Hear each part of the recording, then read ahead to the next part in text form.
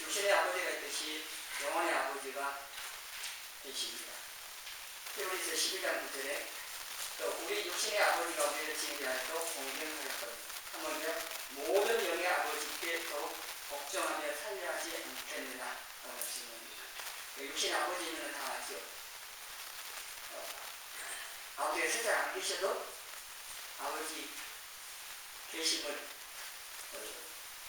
계셨음을 압니다. 아버지 없었으면 내가 태어나지 못했을 거니까.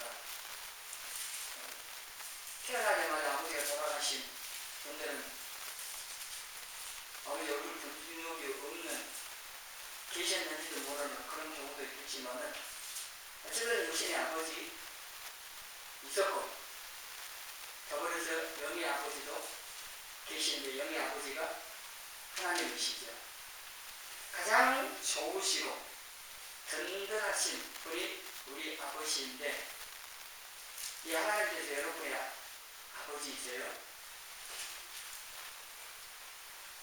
물어보나 말하라고요? 네, 맞습니다만은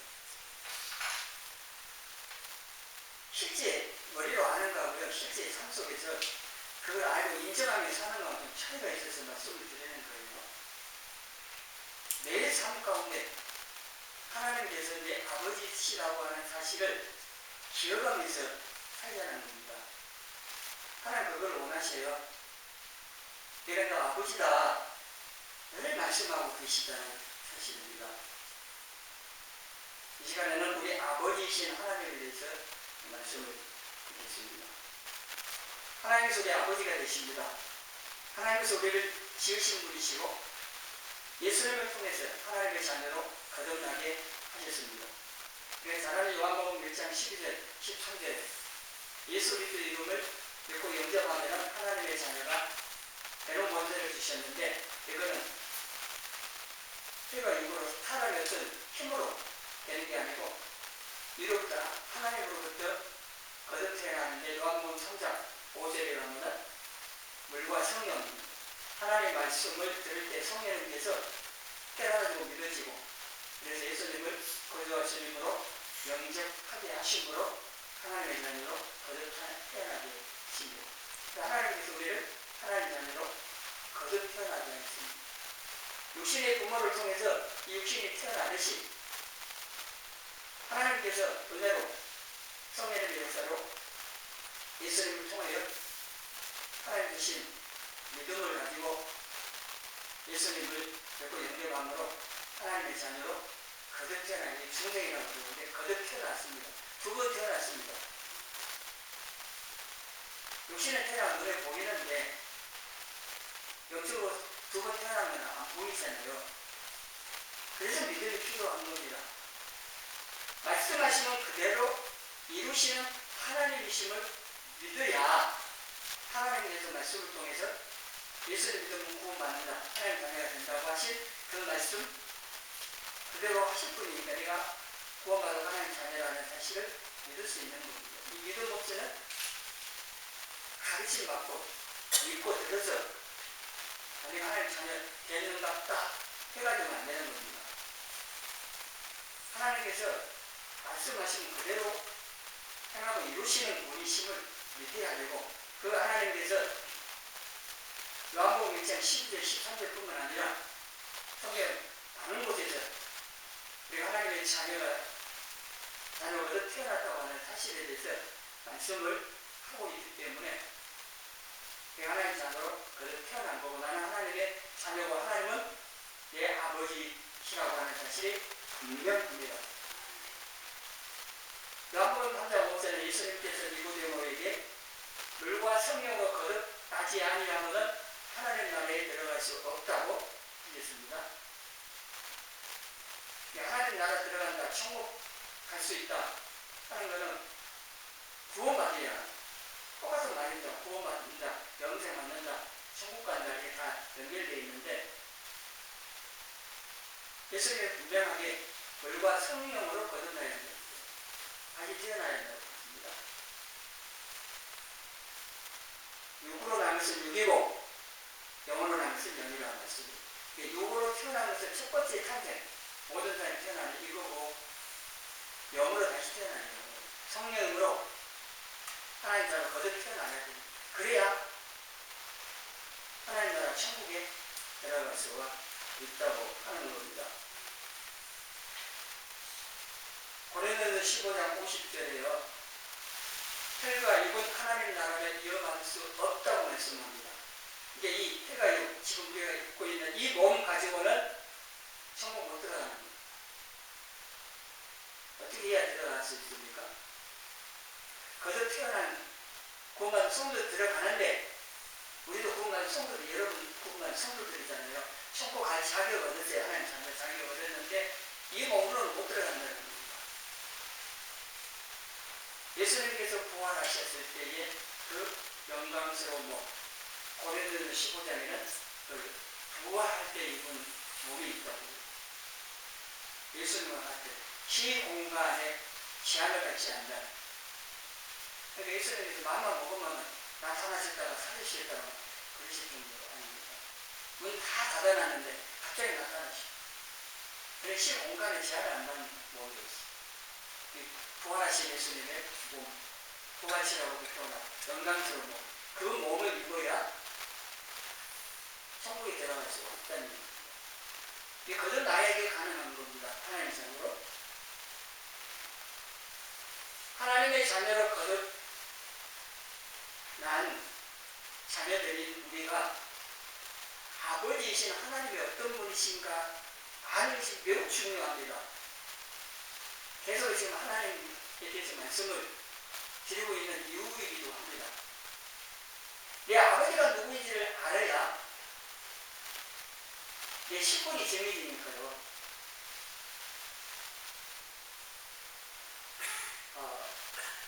아버지가 왕이면은 자녀들은 뭐가 돼요?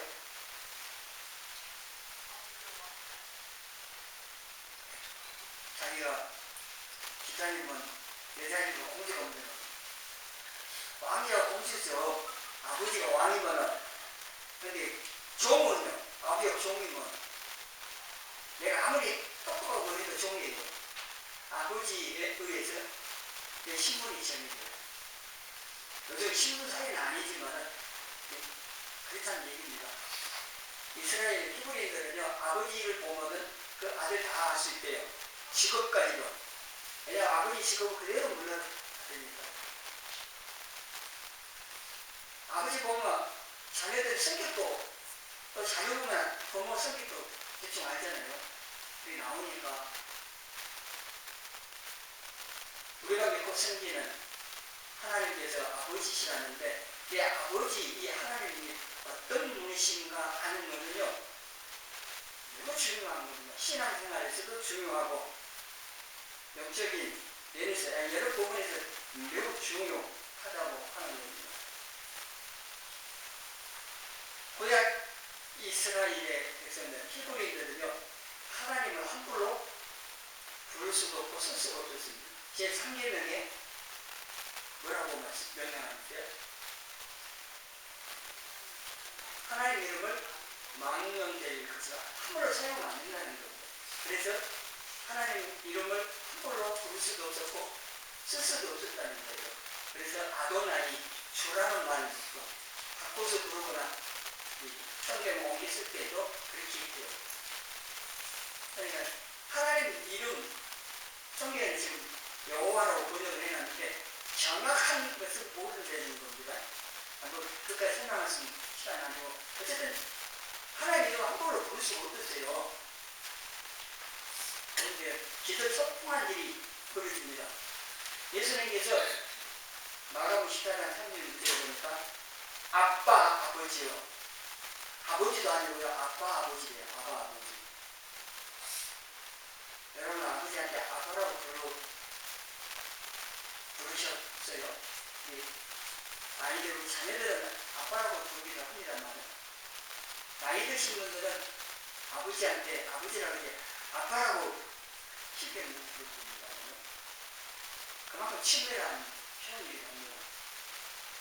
하나님은 아버지라고 부르는 것도 그냥 평면적인 일입니다. 깜짝 놀랄 일이에요. 이게 유대인들이 예수님을 신성 모독죄로 죽입니다.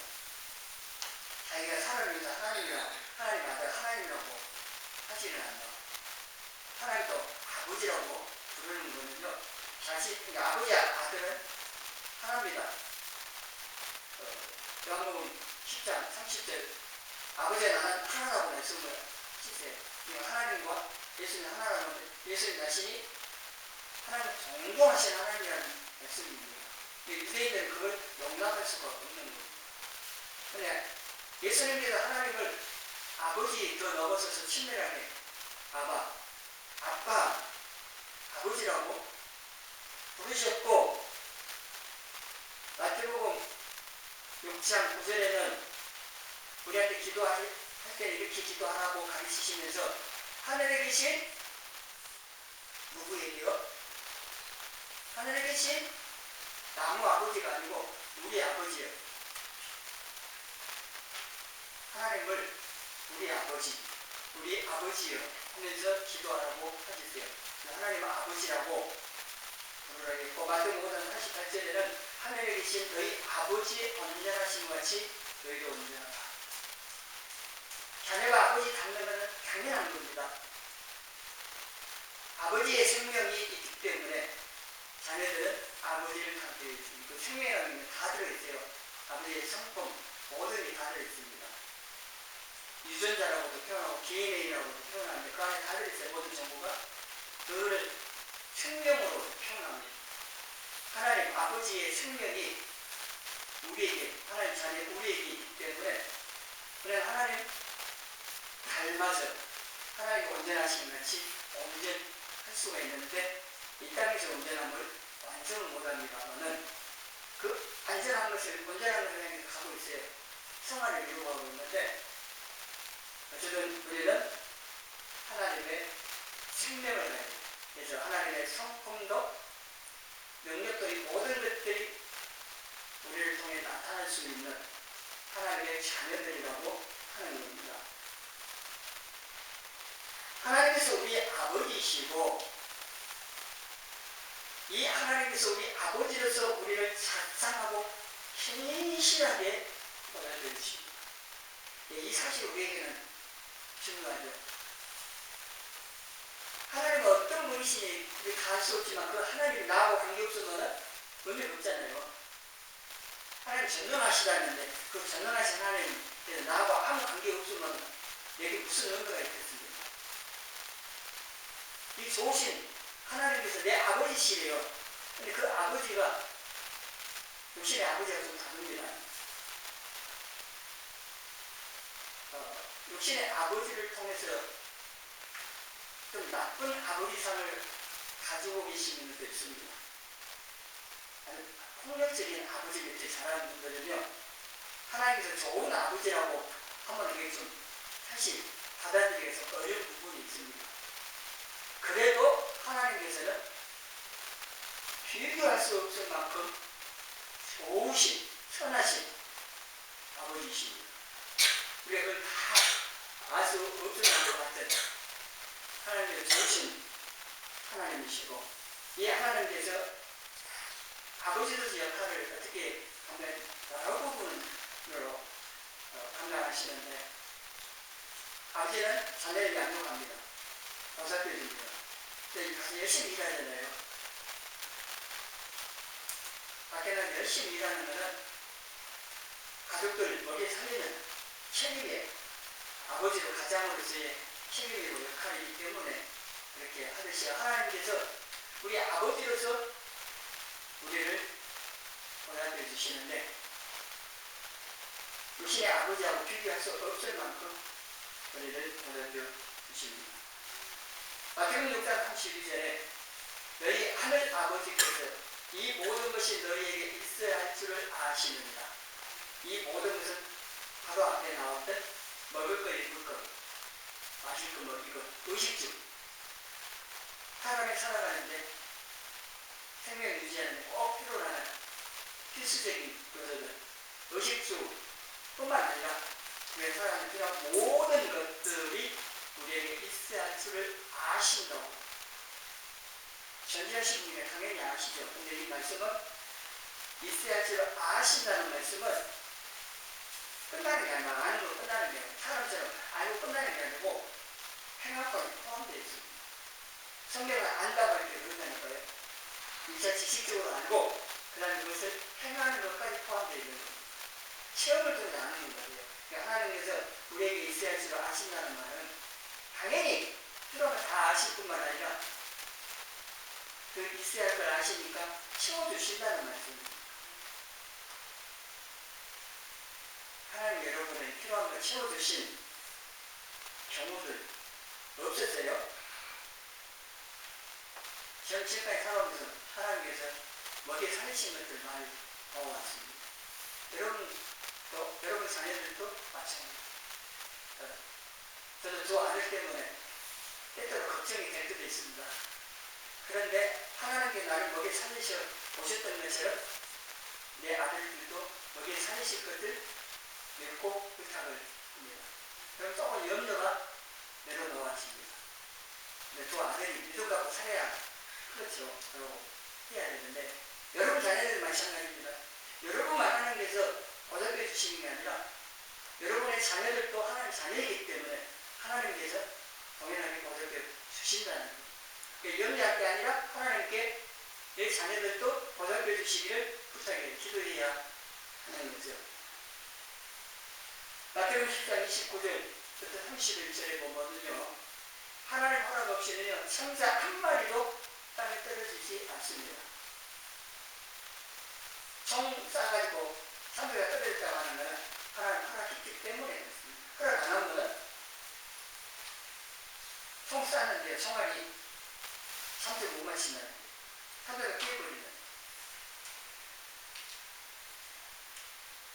그리고 말씀하시기를 너희에게는 머리털까지 다 세신 바 되었나 두려워하지 말라. 너희는 많은 천재보다 귀하니라. 참새하고 비교가 되겠대요. 하나님 자신 모든 것을 다 주고 예수님을 희생하시면서까지 우리를 구원하신 하나님 자녀로 거듭 태어나게 하시는데 천하보다 귀한 하나님 자녀인 우리를 참새도 그냥 하나님 보호하시고 먹이시고 들의 백합화도 뭐 입히시고 뭐 그런 말씀을 하고 계시고 하나님 그렇게 하시는데 우리를 당연히 보답해 주시는데요. 머리털까지 다 세심하겠다는 것은 아주 세밀하게 자상하게 우리를 보답해 주신다는 거예요. 한순간도 놓치지 아니하시고 우리를 보호하시고 보답해 주십니다. 경호원들은요. 성수에 딱 나면은 자기 몸은 날려서 보호를 합니다만은 자기 보호 본능이 발동한 거죠. 그것도 안 돼요. 자기 살라고 또 할 수도 있어요. 경호원들은. 근데 하나님께서는 그럴 일이 없습니다. 졸지도 주무시지도 않고 10편 121장에 보니까 우리를 보호하시고 하나님께서 이렇게 우리를 아주 자상하고 세밀하게 완전하게 보살펴 주신 아버지로서 한순간 놓치지 아니하시고 아버지 역할을 하고 계시다고 하는 것입니다. 우리의 눈에 보이는 환경은요, 어렵고 죽을 것 같은 삶이지만은요, 하나님 그것도 아십니다. 그래서 때를 따라 돕는 은혜를 베푸셔서 그를 이겨낼 수 있도록 하신다는 겁니다. 이걸 알아야 돼요. 고린도서 10장 13절에도 하나님의 강당한 시험만 허락하시고 피할 길로 주신다고 약속하셨습니다. 우리는 하나님을 알아야 되고 믿어야 되고 하나님 말씀을 알고 믿어야 돼요. 그래야 이 모든 어려운 이 세상 살아가는 동안에 다 이겨낼 수가 있는 겁니다. 그걸 안 하면 믿음으로 사는 건 어렵습니다.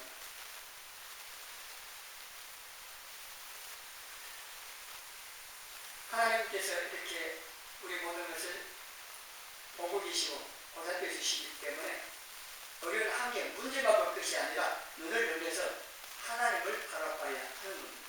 하나님 자꾸 기도해야 돼요. 그냥 문제만 보고 있으면 헤어나지를 못합니다. 베드로 예수님 보고 무리를 걸어가다가 예수님 안 보니까 빠져 들어갔잖아요.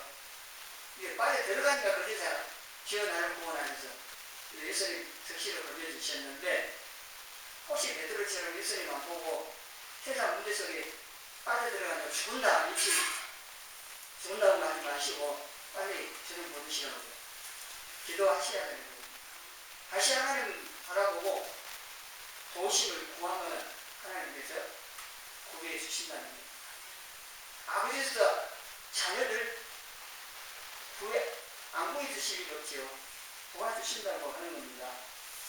하나님의 보호하심에 대해서 성경 여러 곳에 나오지만 시편 91장에 보면은요, 여러 상황에서 보호하신다는 게 나와요. 재앙과 전염병 때문에 두려워하는데 그것이 우리에게 해하지 못하도록 그렇게 지켜주신다고 말씀을 하고 있습니다. 우리 그 말씀을 믿는다면요, 한동안 코로나 때문에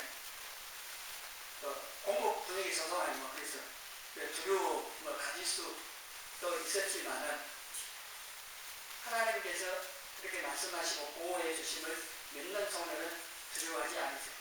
또 지나가다 보면 그렇구나 하는 거 알잖아요. 지금도 마찬가지입니다. 앞으로도 마찬가지입니다.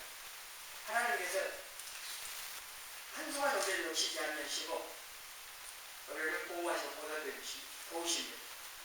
여러분 어떤 환경, 상황에 빠졌든지 간에 이 하나님을 찾아야 돼요. 바라보고 악망한다는 도우심을 바라보면서 계속 바라보는 걸 말합니다.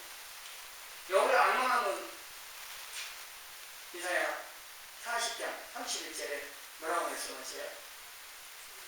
너를 악망하면 새의 힘을 얻어요. 복술의 날려 진 올라가는 것이. 새 힘은요, 그 모든 사람을 이길 수 있는 힘. 사도행 1장 8절에 성령의 권능을 말합니다. 다이나마이트에 나온 도나미스 성령의 권능, 모든 것을 다 파괴할 수도 있고 이길 수 있는 그 새 힘을 하나님 주세요. 누구에게요? 믿음으로 하나님을 바라보고 도심을 구한 악망하는 성도들에게. 하나님께서 우리를 또한 사랑하시기 때문에 아버지로서 자녀들에 대하여 징계를 하십니다. 히브리서 12장 6절 이하에 우리 같이 보겠습니다. 주께서 그 사랑하시는 자를 징계하시고 그가 받아들이시는 아들마다 채찍질 하십니다 하였습니다. 너희가 참으면 징계를 받기 위함이다. 하나님의 아들과 같이 너희를 대우하시나니 어찌 아버지가 징계하지 않는 아들이 있으리요. 징계가 없으면 참 아들이 아니고 사생아. 뒤에 나오는 뒤에 나오는 뜻이네. 아들을 대표한 겁니다. 땅도 포함되어 있어요. 자녀란 말이 있네. 성경의 표현의 아들로 표현합니다. 딱 없다고 서술해야 하지. 아들 안에 다 포함되어 있습니다. 하나님께서 우리를 자녀로 받아주셨고 인정하시기 때문에, 대우하시기 때문에 잘못하면 말씀에 불순종하고 제약 가운데 살고 들어가면은 막으시면 징계하시고 채찍질 하신다는 겁니다. 육신의 자녀가 잘못하면 육신의 부모가 징계하듯이요, 하나님께서도 징계하시요. 사랑하시기 때문에. 놔두면은 멸망으로 가는 거 뻔히 아는데 보고만 있겠어요? 그걸 맞거나 아니면 뭐 경고와 큰 소리 치거나 그것도 안 되면 때리거나 뭐 그냥 내버려두지 않죠. 내 자녀 아니면은 내버려둘 수 있습니다. 그러나 자녀는 그럴 수가 없어요. 멸망하고 놔둬요. 말도 안 되는 소리죠. 하나님께서 아버지로서 자녀는 우리를 사랑하시기 때문에 때때로 징계로 하시는 게 좋은 겁니다. 징계는 왜 형태로 나타나지만 오래 해가지고 하나님 나를 미워가지고 나를 때리네. 하나님 달성했는데 하나님 이럴 수 있으니까 삭대질하는 막 따지듯이 그건 몰라서 그러는 겁니다. 또 다른 사람이 어려움 당하고 징계 당하는 걸 보면서 제가 얼마나 죄를 지었으면 그것도 얼마 안 되는 거예요. 관계예요, 관계. 하나님 사랑하시기 때문에 징계하신 거예요. 더 좋은 길로 인도하시고 더 좋은 거 주시려고. 뒤에 이어서 나오는 말씀 보면은 하나님의 거룩하심에 참여하도록 하기 위해서. 왜냐하면 죄악이 있으면 안 되니까 징계, 점으로 쏘아가지고 원한 부분 감고요. 우리 안에 있는 죄악의 더러운 오물들 다 씻어내는 겁니다. 그 속에 집어넣어가지고 그 숨을 제거하고 순금을 얻어내라고 재련한 거거든요. 연단한다고 성경에 표현하거든요. 그렇게 하시는 겁니다. 징계 당하실 때 어려움 당했다면요, 불평하지 마시고 하나님께 물어보면서 내가 뭐 잘못했어요? 하나님 이 징계를 통해 뭘 하시고 나하셔요? 그래 해야 되지. 하나님 나 미워하시라 하면서 그러지 마시고, 하나님 사랑하시기 때문에 아버지로서 자녀의 관심을 갖고 보고 계시다가 잘못된 길로 가면 징계하신다는 겁니다. 하나님께서는요, 우리가 어렵고 힘들고 괴롭고 낙심되고 막 주저앉고 싶어할 때도 보고 계셔서 그냥 보고만 계시지 않고 위로하시고 격려하시고 은혜 베푸셔요. 사람을 통해서도 예배를 통해서도 여러 가지 방법을 통하여 우리가 결코 차질하여 낙심하여 그냥 절망하도록 내버려 주시지 않는데, 여기에서 우리가 반응을 보여야 돼요. 그래 안 하고 그냥 다 포기해버리고 그러면 안 되는 겁니다. 하나님께서 우리에게 좋은 것을 주기를 원하시고 가장 좋은 때 가장 좋은 길로 최선으로 인도하시는 좋으신 아버지이시죠. 저는 그렇게 믿습니다. 그래서 내가 기도하면서 안 된다고 불편할 것도 없고 지금 한계가 어렵다고 불편할 것도 없습니다. 하나님께서 이 모든 것들을 사용하셔서 내게 가장 좋은 것으로 최선의 길로 또 가장 좋은 때 아시를 그렇게 행하실 거기 때문에, 너와 가장 한식 비전, 독생자를 아낌없이 내어주신 그 하나님께서 우리를 이렇게 좋은 거 주시고 최선의 인도 안 하시겠습니까? 독생자를 주신 하나님께서 이 모든 것, 다른 모든 것 주시지 않겠냐? 주신다는 얘기입니다. 아버지의 사랑에 대해서는요, 잘 표현되어 있는 게 누가복음 15장에 나와 있는 탕자 아버지입니다. 탕자 얘기는 잘 하실 거고, 탕자 아버지에 대해서 좀 잘 다시 읽어보세요. 그 아버지가 어떤 사람을 나타내는지. 둘째, 탕자는 너무 많이 말하고 들어가지고 탕자만 생각하는데 아닙니다. 우리도 중요한 게 아버지입니다. 탕자 같은 우리를 어떻게 사랑하고 받아주셨는가를 아는 게 훨씬 더 중요하지 않겠습니까? 지금도 하나님께서 우리를 용서하시고 해오시고, 조건은 탕자가 자기 죄를 잘못을 깨닫고 아버지께 돌아오는 거에 대해서 회개하는 것을 해야 됩니다. 그래야 하나님께서 용서와 회복을 주신 그 아버지가 그래 한 것이에요.